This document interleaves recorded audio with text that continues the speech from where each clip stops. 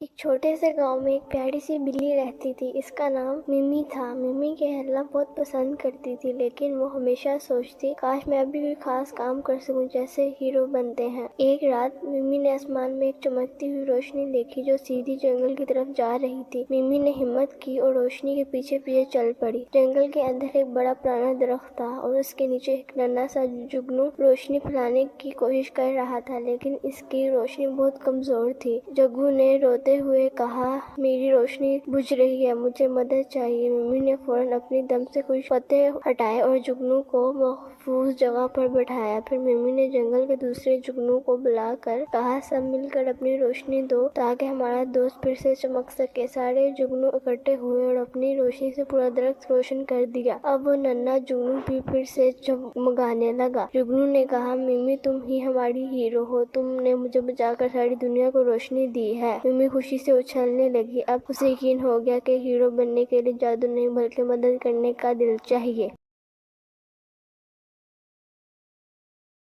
ایک چھوٹے سے گاؤں میں ایک پیاری سی بلی رہتی تھی۔ اس کا نام ممی تھا۔ ممی کھیلنا بہت پسند کرتی تھی، لیکن وہ ہمیشہ سوچتی کاش میں بھی کوئی خاص کام کر سکوں جیسے ہیرو بنتے ہیں۔ ایک رات ممی نے آسمان میں ایک چمکتی ہوئی روشنی دیکھی جو سیدھی جنگل کی طرف جا رہی تھی۔ ممی نے ہمت کی اور روشنی کے پیچھے پیچھے چل پڑی۔ جنگل کے اندر ایک بڑا پرانا درخت تھا اور اس کے نیچے ایک ننھا سا جگنو روشنی پھیلانے کی کوشش کر رہا تھا، لیکن اس کی روشنی بہت کمزور تھی۔ جگنو نے روتے ہوئے کہا، میری روشنی بجھ رہی ہے، مجھے مدد چاہیے۔ ممی نے فوراً اپنی دم سے کچھ پتے ہٹائے اور جگنو کو محفوظ جگہ پر بٹھایا۔ پھر ممی نے جنگل کے دوسرے جگنو کو بلا کر کہا، سب مل کر اپنی روشنی دو تاکہ ہمارا دوست پھر سے چمک سکے۔ سارے جگنو اکٹھے ہوئے اور اپنی روشنی سے پورا درخت روشن کر دیا۔ اب وہ ننھا جگنو بھی پھر سے جگمگانے لگا۔ جگنو نے کہا، ممی تم ہی ہماری ہیرو ہو، تم نے مجھے بچا کر ساری دنیا کو روشنی دی ہے۔ ممی خوشی سے اچھلنے لگی۔ اب اسے یقین ہو گیا کہ ہیرو بننے کے لیے جادو نہیں بلکہ مدد کرنے کا دل چاہیے۔